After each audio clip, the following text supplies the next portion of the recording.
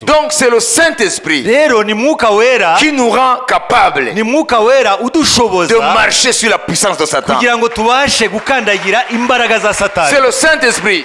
Là où est l'Esprit du Seigneur, là où est l'Esprit du Seigneur, c'est la liberté, c'est la vie, c'est la liberté de l'Esprit. Donc nous allons maintenant, en peu de mots, parler des bénédictions que Dieu a prévues pour nous sous le règne du Saint-Esprit. Tuje mu magambo make kubagezaho imigisha Imana yaduteganirije ku ngoma y'Umwuka Wera. Alors 2 Corinthiens chapitre 3 verset 14 jusqu'au verset 18. Abikorinto ba kabiri gice cya gatatu murongo wa 14 kugeza kwa 18. Mais ils sont devenus durs d'entendement, ça veut dire ce qui était dans le judaïsme. Nubango bari mu idini ry'Ikiyuda. Nous pouvons l'étendre à toutes à des religions sans révélation. Les religions chrétiennes sans révélation. Mais ils sont devenus durs d'entendement car jusqu'à ce jour, le même voile demeure quand ils font la lecture de l'Ancien Testament et ils ne se lèvent pas parce que c'est en Christ qu'il disparaît. Jusqu'à ce jour, quand on lit Moïse, un voile est jeté sur leur cœur.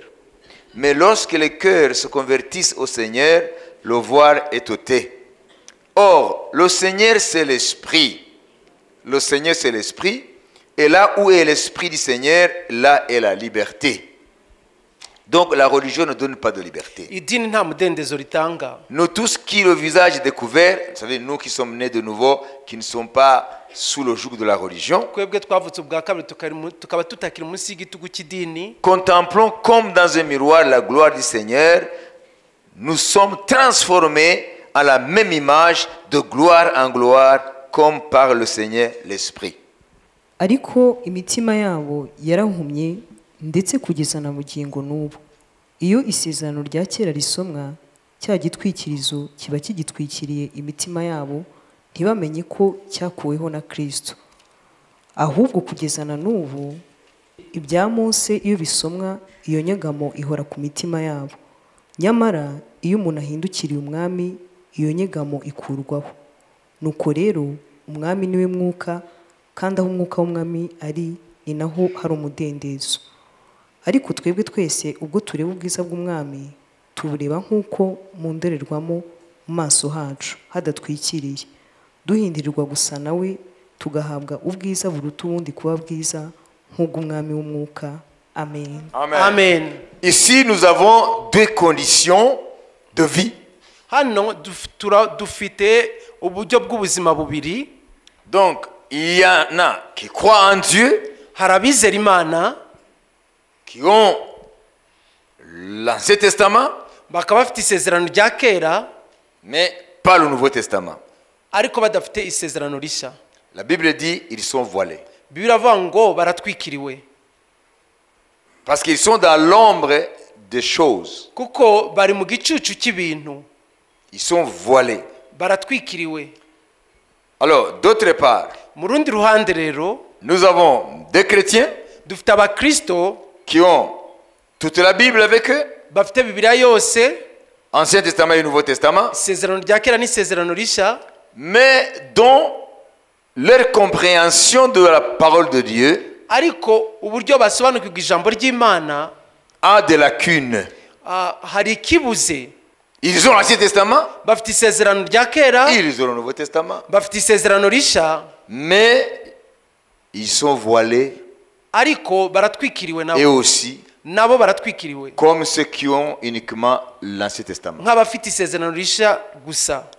Le judaïsme, c'est l'Ancien Testament. Idini ry'Ikiyuda ni isezerano rya kera. Et vous savez que notre foi puise ses racines dans le judaïsme. Kandi muzi ko ukwizera kwacu kuvoma mu mizi y'idini ry'Ikiyuda. Ça veut dire la loi de Moïse, les prophètes, les psaumes, etc. Ngo na mategeko ya Mose, abahanuzi na Zaburi n'ibindi. Parce que l'Ancien Testament annonçait la venue du Messie. kubera ko isezerano rya kera ryamenyekanisha kuza kwa Mesiya. Sur la montagne de transfiguration, Kuri wa musozi w'ubwiza, alors Moïse est apparu avec Jésus. Mose yagaragaye ari kumwe na Yesu. Jésus était là. Yesu yari aho ngaho. Alors Moïse et Élie étaient de part et d'autre de Jésus. L'un à Mose- gauche, l'autre à droite. Mose na Eliya, umwe yari iburyo undi ibumoso bw'umwami Yesu. Mais ces deux hommes sont de l'Ancien Testament. Ariko abo bagabo bombi ni ab'isezerano rya kera. Moïse, c'est presque 1400 avant Jésus. Mose ariho imyaka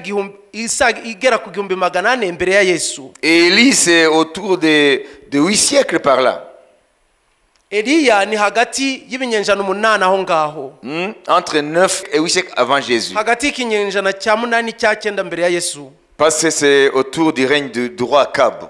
Kubera ko ni mu gihe cy'umwami Ahabu. Vous voyez, donc il y a un écart au niveau temps par rapport à l'avènement de Jésus pour mourir à la croix et ces deux hommes. Murabona ko hari umwanya hagati y'igihe abo bantu babayeho n'igihe Yesu yapfaga. Il y a une longue période. Hari igihe kirekire. Et voilà, Pierre, Jean et Jacques, Turabona rero Petero na Yohana na Yakobo ils sont sur la montagne de la transfiguration. bari ku musozi w'ubwiza. Ils voient Jésus se transformer. Babona Yesu ahinduka, Son visage se transforme, mu maso ye hahinduka, même tout son corps. ndetse n'umubiri we Il resplendit plus que le soleil au zénith. araburabagirana kurenza izuba iyo ryacanye cyane. Et puis, tout d'un coup, ils voient, Ako kanya babona c'était un seul homme. babona C'était un seul homme. yari umugabo umwe Ça veut gusa dire Jésus-Christ. ari we Yesu Kristo. Maintenant, il y en a 3. Noneho babona batatu. Et la Bible dit, Bibiri ikavuga l'un était ngo Moïse umwe ari Mose et l'autre était Élie. undi yari Eliya. Et la Bible dit, ils s'entretenaient. Bibiri avuga ngo barimo kuganira. Et la Bible dit, de quoi ils s'entretenaient? Bibiri ikavuga n'icyo baganiraga. Ils s'entretenaient par rapport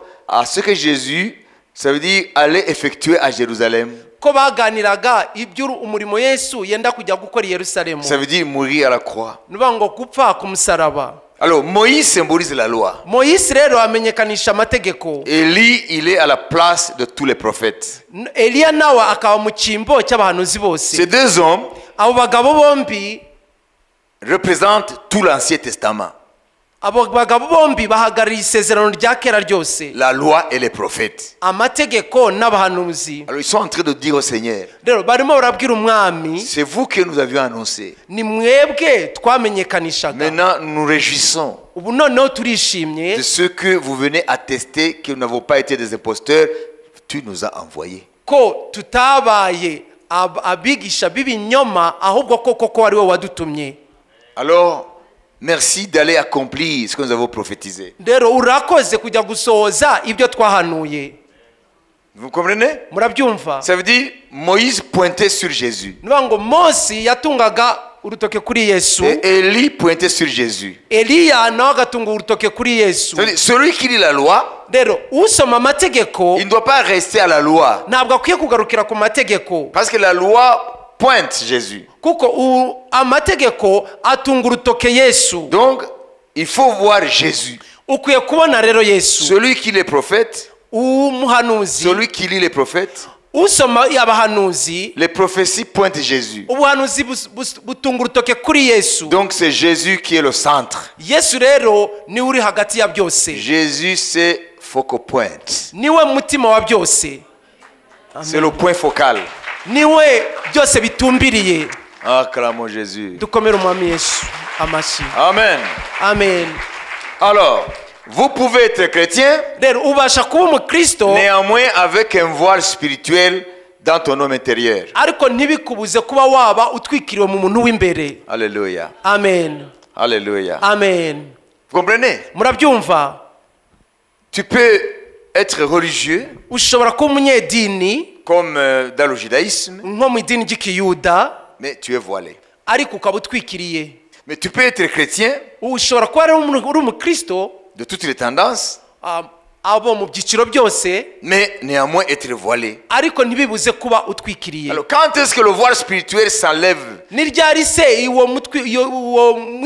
icyo gitwikire cy'umwuka kihava? C'est lorsque nous nous tournons vers Jésus. Ni igihe duhindukiriye Yesu, Alors, le voile est ôté. icyo gitwikirizo kirahava, Et nous commençons maintenant tugatangira noneho le voyage urugendo spirituel rw'umwuka de ressembler à lui.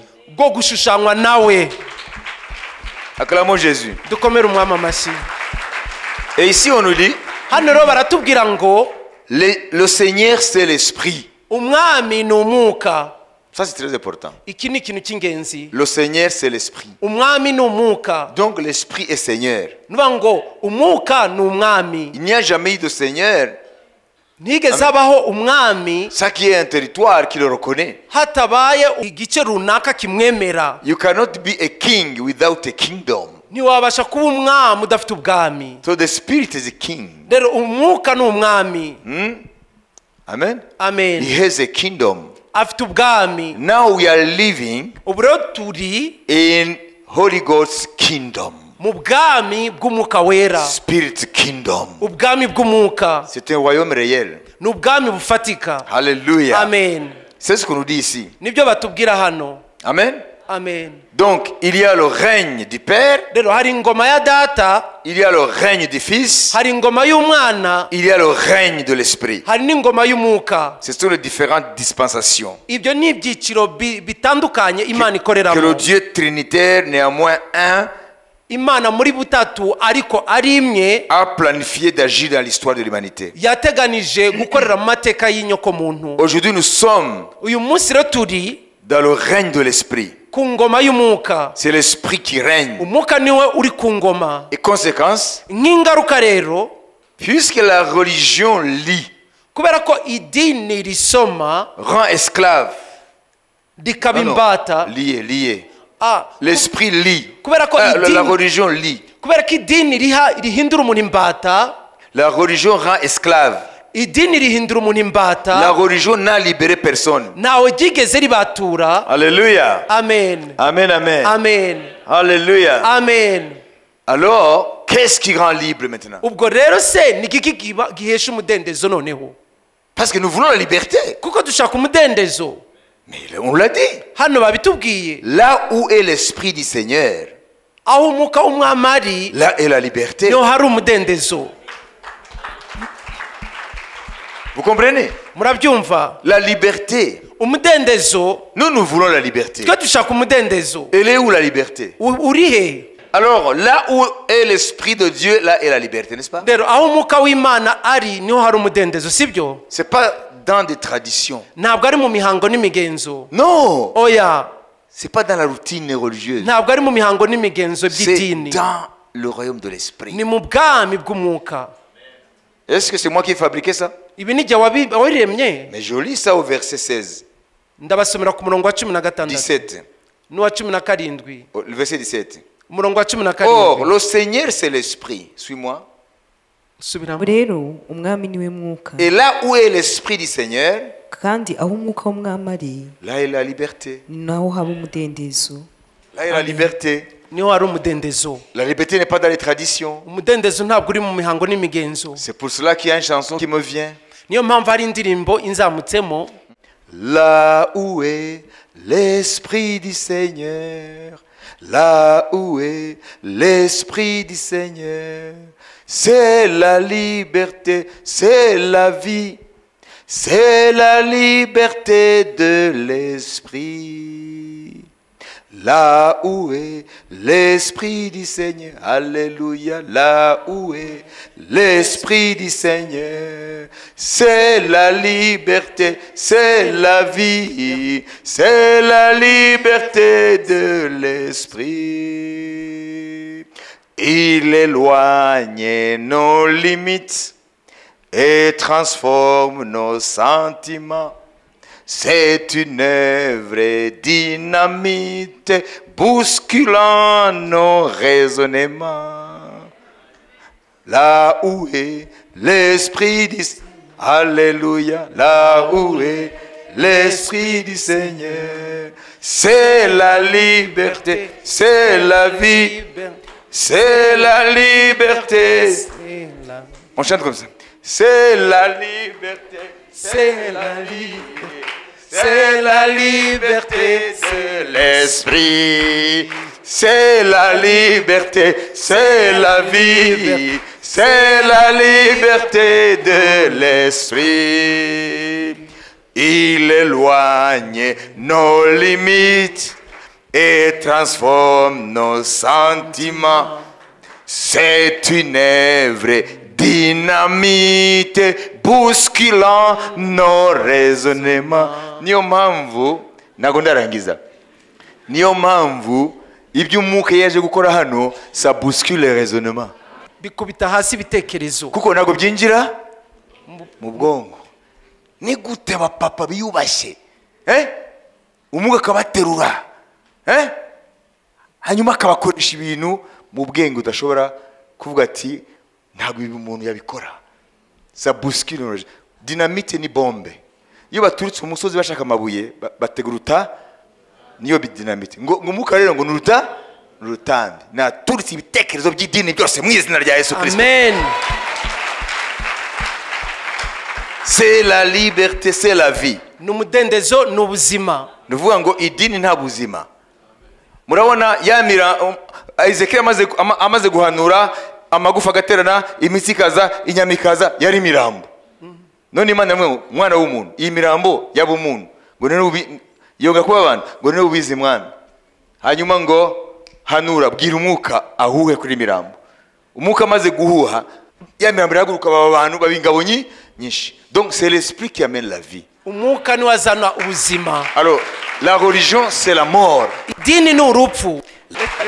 C'est la liberté, c'est la vie, c'est la liberté de l'esprit. Il éloigne nos limites et transforme nos sentiments. Arurwango azana urukundo et transforme nos sentiments. C'est une œuvre dynamite bousculant nos raisonnements. Ensemble. Là où est l'Esprit du Seigneur. Alléluia. Là où est l'Esprit du Seigneur. C'est la liberté, c'est la vie, c'est la liberté de l'Esprit. Ichanyuma, nous l'avons vraiment reçu, l'Esprit promis par Jésus. Il nous libère par son feu pour louer le nom de Dieu. Là où est l'Esprit du Seigneur. Alléluia. Là où est l'Esprit du Seigneur. C'est la liberté, c'est la vie, c'est la liberté de l'Esprit. Nous l'avons vraiment reçu. L'Esprit promis par Jésus et nous libère par son feu pour louer le nom de Dieu. Ngo twaramwakiriye by'ukuri umwuka Yesu yadusezeranije ngo ni utubohora akoresheje umuriro. Abantu rero bavuze ngo fire ntibumve ariyo. L'esprit c'est le feu. umwuka ni umuriro.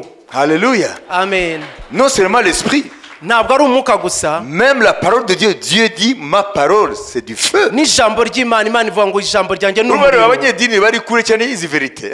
Ngo bavuze fire fire. Je ne savais pas que c'est dans la Bible. La parole c'est le feu. Dieu dit ma parole n'est-elle pas un feu? Imana ivuga ngo ijambo ryanjye si umuriro. N'est-elle pas un marteau? si inyundo. Lisons.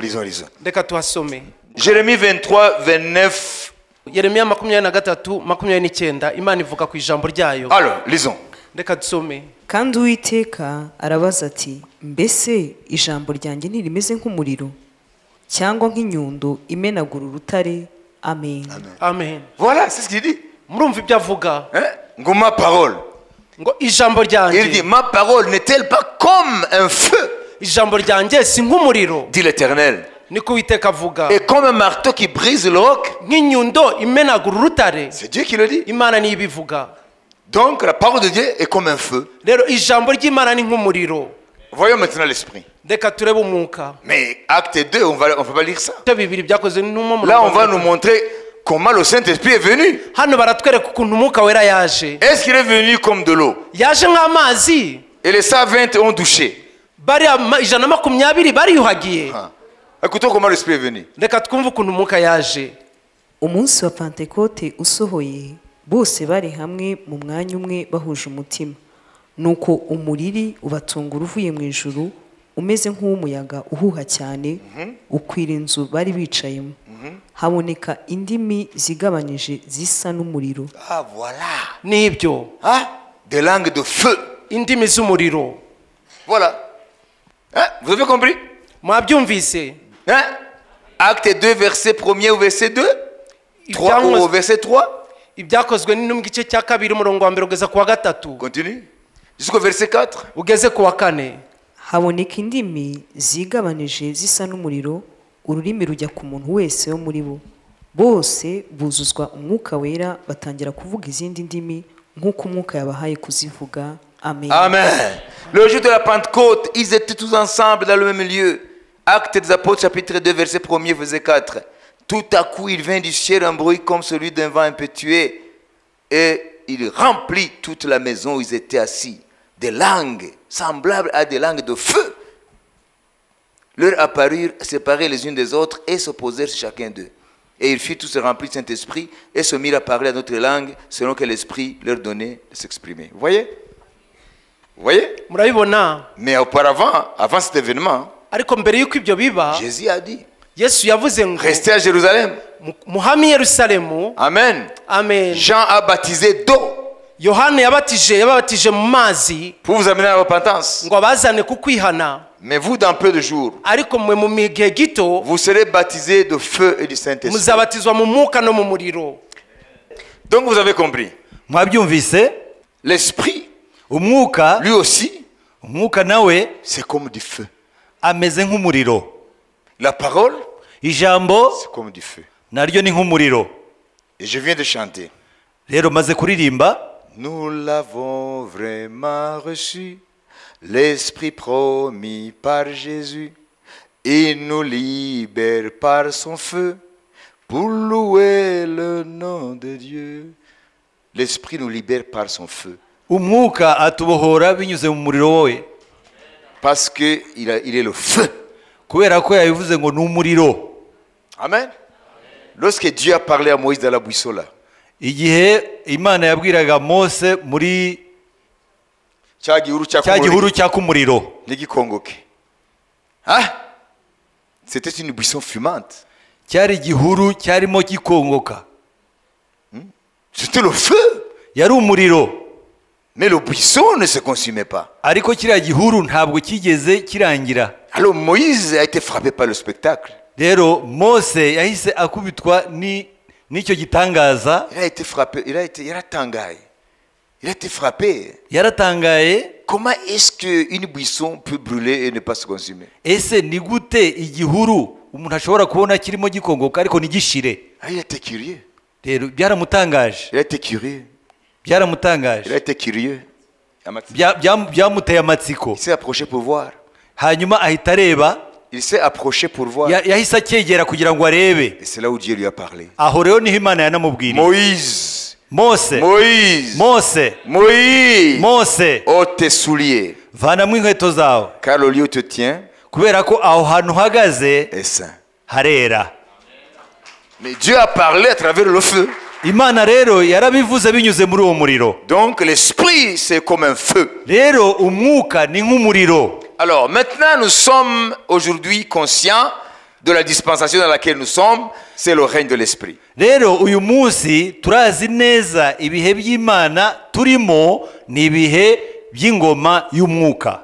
Alors le voile a été ôté. Rero icyari gitwikiriye cyavuyeho. Maintenant nous contemplons la gloire. Uyu munsi rero turimo turareba ubwiza du Seigneur qui est l'esprit. Ubwiza bw'umwami ari we mwuka. Et nous sommes transformés à la même image. Kandi tugahindurwa ku ishusho ye. De gloire en gloire. Tuva mu bwiza tujya mu bundi. Par l'esprit le Seigneur. Binyuze mu mwuka w'umwami. Alors, rero ça ne s'arrête pas là. Ntabwo bihagarariraho. Lorsque tu vis dans le règne de l'esprit, iyo uba mu ngoma y'umwuka, il y a des choses que Dieu te promet. Hariho ibintu Imana igusezeranya. Et ces choses, ibyo bintu beaucoup de chrétiens se les approprient alors que ça devient sans effet. abakristu benshi rero barabyiha ariko mu by'ukuri nta ngaruka zabyo. Ils ne savent pas que ces choses s'opèrent uniquement dans le règne de l'esprit. Ntabwo bazi yuko ibyo bintu bikoreka gusa mu ngoma y'umwuka. Alléluia. Amen. Alléluia. Amen. Alors nous allons les lire vite. Rero tugiye gusoma vuba vuba. Et tu vas trouver que toi aussi tu récites. Toute arme forgée contre moi. Ah, attends. Qui es-tu toi? Nawe uraza gusanga ariko biri. Ese wowe urinde? Psaume 91. Zaburi ya 91. Verset 1er jusqu'au verset 16. Lisons. Ku murongo wa mbere kugeza ku murongo wa 16 Je sais dusome. que beaucoup de barokore connaissent par cœur ce psaume. Abakristu benshi cyane bazi mu mutwe iyo zaburi, Mais le diable les terrasse. ariko umwanzi ahora bakubita. Et ils disent, mais ce psaume, ça ne marchait pas. Hanyuma bagahita bavuga ati ese iyi zaburi ko nta kigenda. Mais peut-être qu'il est devenu caduque. Wenda ko iyi zaburi mu by'ukuri ntabwo iki gikora. C'est obsolète. Ntabwo igikora. Peut-être que ça fonctionnait à l'époque de David. Igomba kuba iyi zaburi yarakoraga mu gihe cya Dawidi. Nous sommes spécialistes à nous approprier des promesses, sans savoir dans quel contexte ces promesses peuvent marcher. Turi mubuke kuvuga ngo hari amasezerano dufite ariko nitumenye ngo ayo masezerano arakora mu buhe buryo. Écoutons. Reka twumve Psaume 91. uba mu rwisho rw'isumba byose azahama mu gicucu cy'ishobora byose. Ndabwira Uwiteka nti uri ubuhungiro bwanjye n'igihome kinkingira, Imana yanjye niringira, kuko ari we uzagukiza ikigoyi cy'umugoyi na mugiga irimbura. Azakumundikiza amoya ye, kandi uzajya uhungira munsi y'amababa ye, umurava we n'ingabo n'icyuma kigukingira. Igiteye ubwoba cya nijoro ntikizagutinyisha, cyangwa umwambi ugenda ku manywa, cyangwa mugiga igendera mu mwijima, cyangwa kurimbura gutsemba ku manywa y'ihangu. Abantu 1000 bazagwa iruhande rwawe, abantu inzovu bazagwa iburyo bwawe, ariko ntibizakugeraho.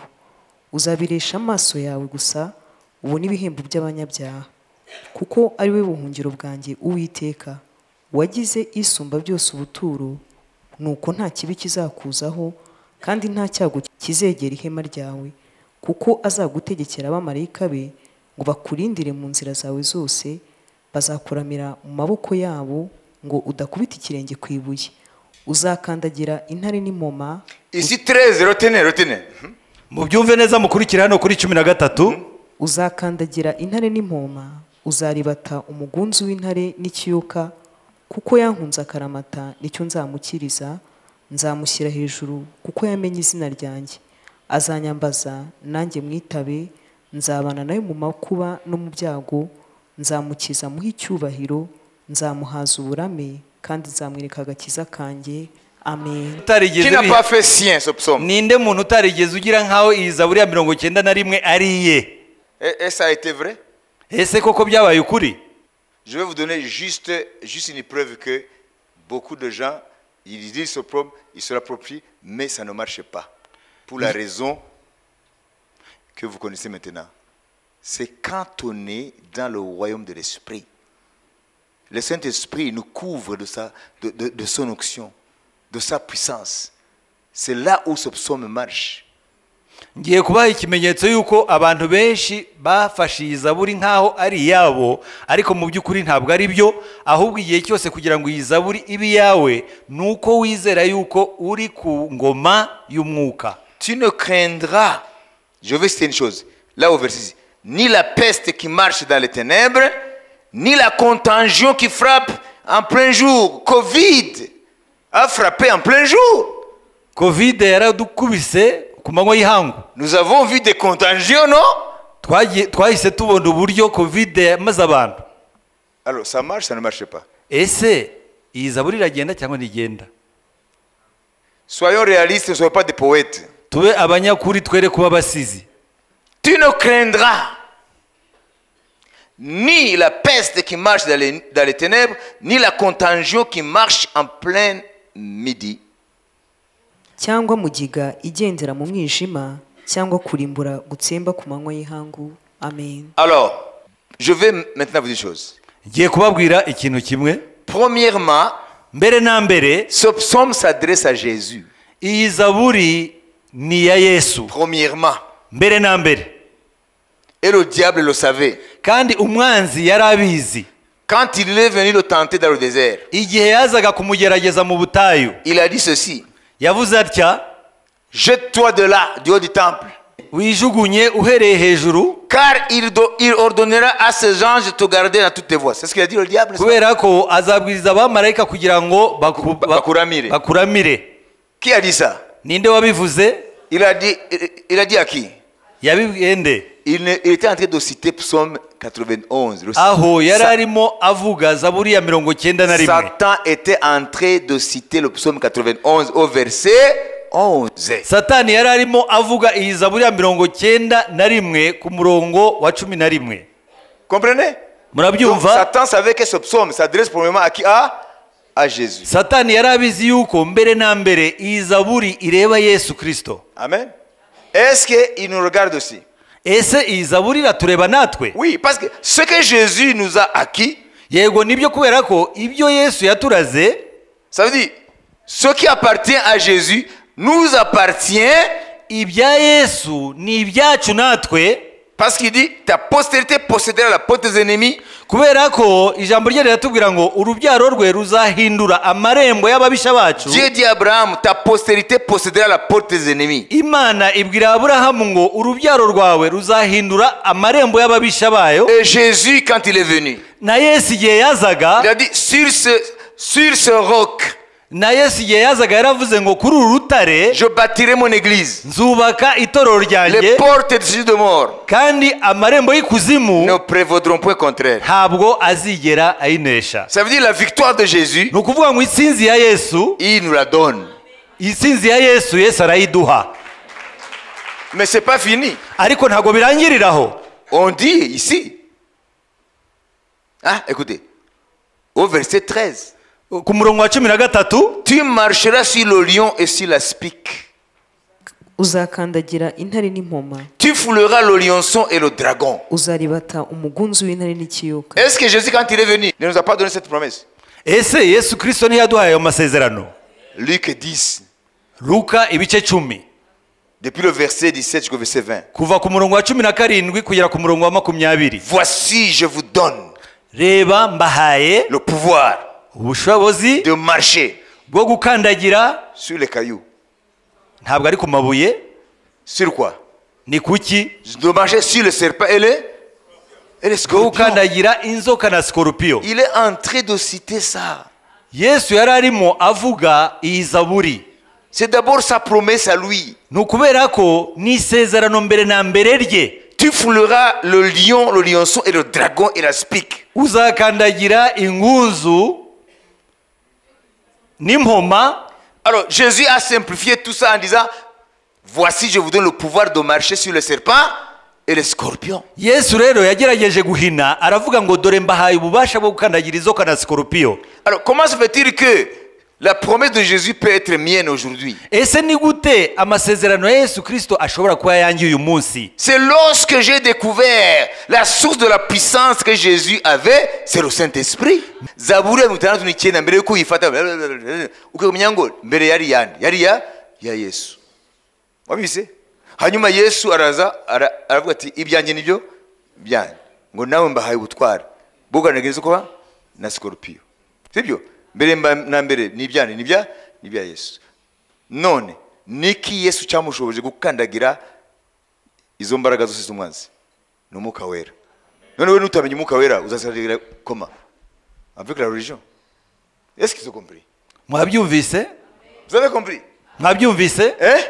Qu'est-ce qui a rendu possible Ni iki cyatumye bishoboka pour que Jésus marche sur la puissance de Satan? kugira ngo Yesu Kristo akandagira imbaraga za Satani, Pour qu'il vive dans le psaume 91. kugira ngo abashe kubaho koko muri iriya Zaburi ya 91. C'est la puissance de Saint-Esprit. Ni imbaraga z'umwuka wera. Jésus sans le Saint-Esprit, Yesu Kristo adafite umwuka wera il devient un simple homme, ahita aba umuntu usanzwe, vulnérable. umuntu w'umunyantege nkeya.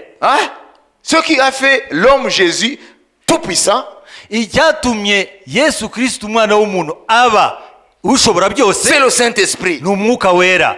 C'est pourquoi il a dit, Niyo mpamvu yavuze ngo sans le Saint-Esprit, nta mwuka wera n'allez pas évangéliser. ntabwo ntimujye kubwiriza. Comprenez? Murabyumva? Acte 1:8. Ibyakozwe n'intumwa 1:8. Sans le Saint-Esprit, n'allez pas servir Dieu. Nta mwuka wera mwere kujya gukorera Imana. Satan arabakubita jido. Comment tu vas affronter les sorciers toi? Ese ni gute uraza kwirukana abarozi? Uri umukristo. Hariya muri Haiti hariho sorcellerie, harimo ibintu bya voodoo, sibyo? Voodoo. Ni imbaraga z'abadayimoni. Wowe ngo Fabien ngo yapfuye kume ntiwapfuye bakudeviye esprit. Bajya kugushingura bo nijoro bakaza bakakuvana hari. Bakaza baguhingisha kugeza umunsi Imana yakubwiye kuba muri isi. Wagera akaba upfa. Iwanyu bazi ko bagushinguye. Kumbe barakudeviye baragutwaye. Ngenda bizi famille byabaye Bujumbura. Wabyumvise? Babange mu gitondo ngo yamva twagiye gushira indabo tugasanga nawe uhari. Uwo mama baramutwaye. Niyo ita voodoo. Bireze cyane muri Afrique de l'Ouest kandi abantu bo muri za Haiti nabirabure bajanywe mu bucakara bajanye n'amadayimoniya yabo bakomeza voodoo. Ni nk'ibintu by'umuco, ni culture. None Yesu avuga ati genda rero uri indege uje kubwiriza muri Haiti. Uragira utwaye iki? Iyi zaburi? Watwara zaburi? Mama aravuze ngo uwa muwisho bwisumba byose nacho watakupiga jido. Baragukubita jido. Ukwiye kuba uzi le baptême de Saint-Esprit. Ukwiye kuba uzi umubatizo w'umwuka wera.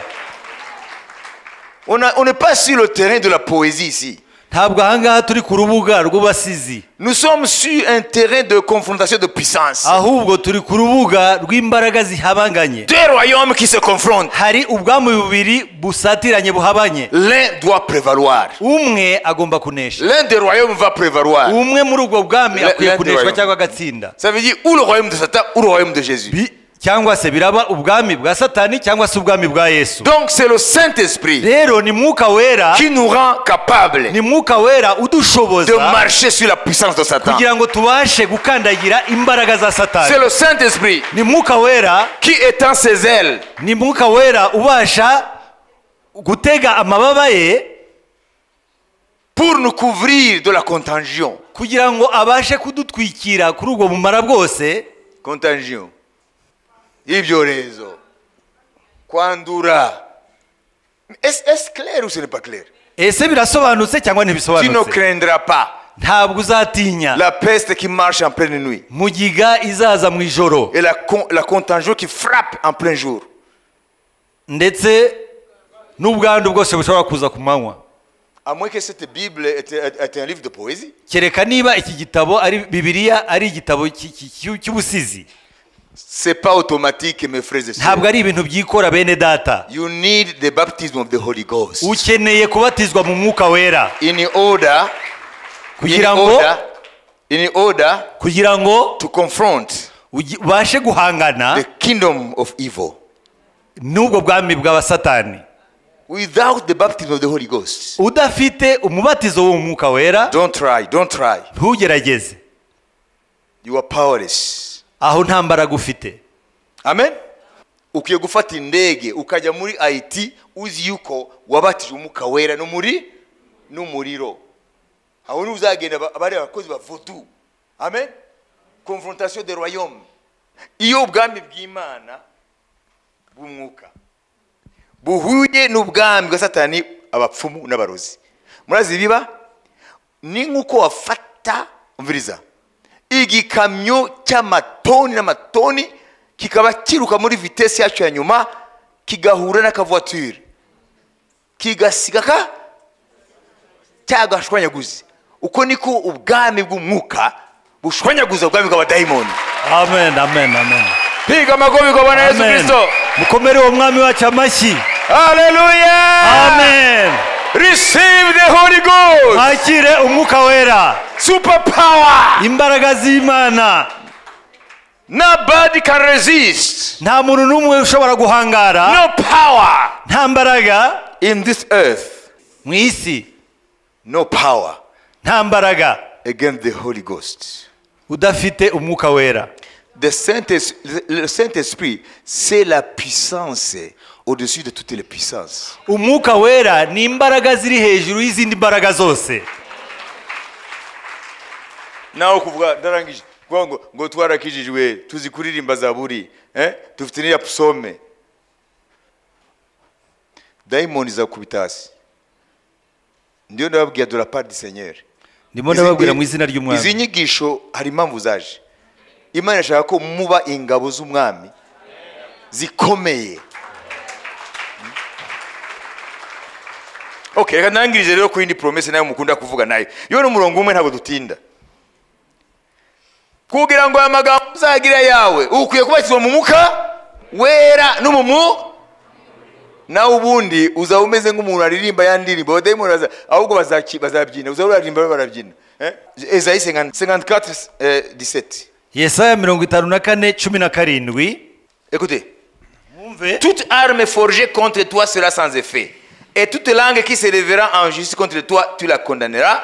Tel est l'héritage des serviteurs de l'Éternel, tel est le salut qui leur viendra de moi, dit l'Éternel.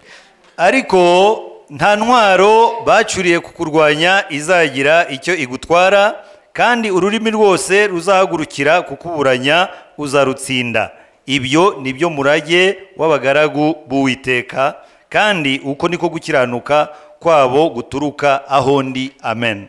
Mais comment se fait-il que les armes des sorciers nous atteignent? Ese ni gute noneho ziriya ntwaro z'abarozi zibasha kutunesha? Comment est-ce que les démons nous frappent? Ese ni gute abadayimoni badukubita? Est-ce que nous n'avons pas cité ça? Ese ntabwo tuzi kuvuga aya magambo? Toute arme forgée contre moi sera sans effet. Intwaro zose bacuriye kuturwanya ntacyo zizadutwara. Dites avec moi, toute arme forgée contre moi sera sans effet. Nimuvuge nyuma yanjye, intwaro zose bacuriye kuturwanya ntacyo zizadutwara.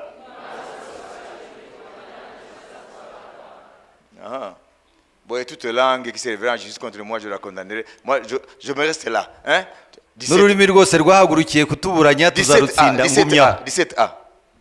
Ngarukiye aho ngaho kuri 17a. Toute arme forgée contre moi sera sans effet. Intwaro zose bacuriye kurwanisha ntacyo zizantwara.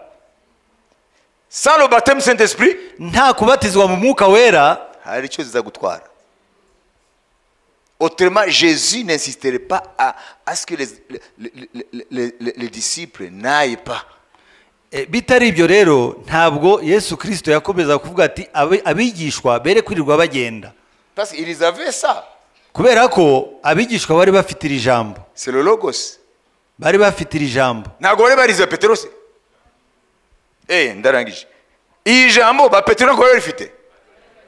None se kubika yabwiye ngo mubanze murikoze hasi. Ntimugende. Mutegereze isezerano. Mwanyumvane umwuka wera. Ngo niho muzatangira kumuvinga.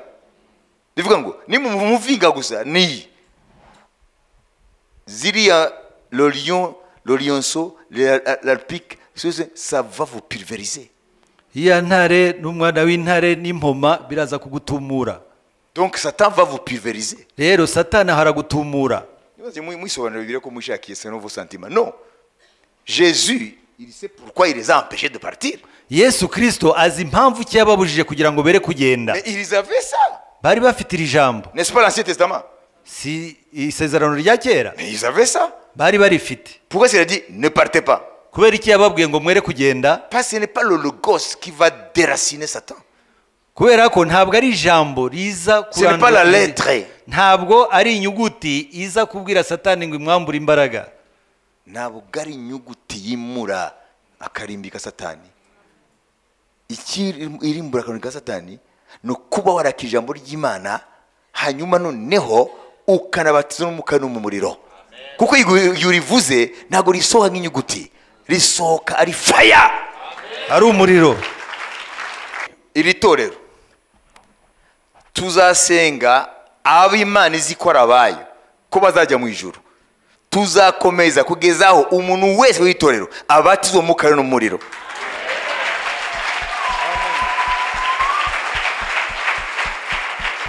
Dimanche, nous allons prier pour les gens.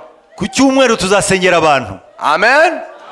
Alléluia. Amen. Et aisément, sans être bousculé. Kandi neza nta buvurungano. Alors, recevez. Mwakire. Amen. Mwakire. Mwami Yesu urakoze kuri ubwoko bwa buri hano. Buri umwe wese urazi ubukene bwe, buri umwe wese urazi ibyo agukeneyeho kugira ngo abashe kunesha Satani. Mwami wawe umugisha kandi twatangiye urugendo ntituzasubira inyuma kugeza aho buri umwe wese n'uwa nyuma n'umunyantege muri itorero azuza umwuka wera n'umuriro kugira ngo aneshe satani mu buzima bwe, amuneshe mu rugo rwe, amuneshe muri business, amuneshe amajana n'amaza, amuneshe ahantu hose. Iri torero rihindure intare y'ingore, abadayimoni babe umuhigo mu izina rya Yesu. Muvuge muti amen. Shalom shalom.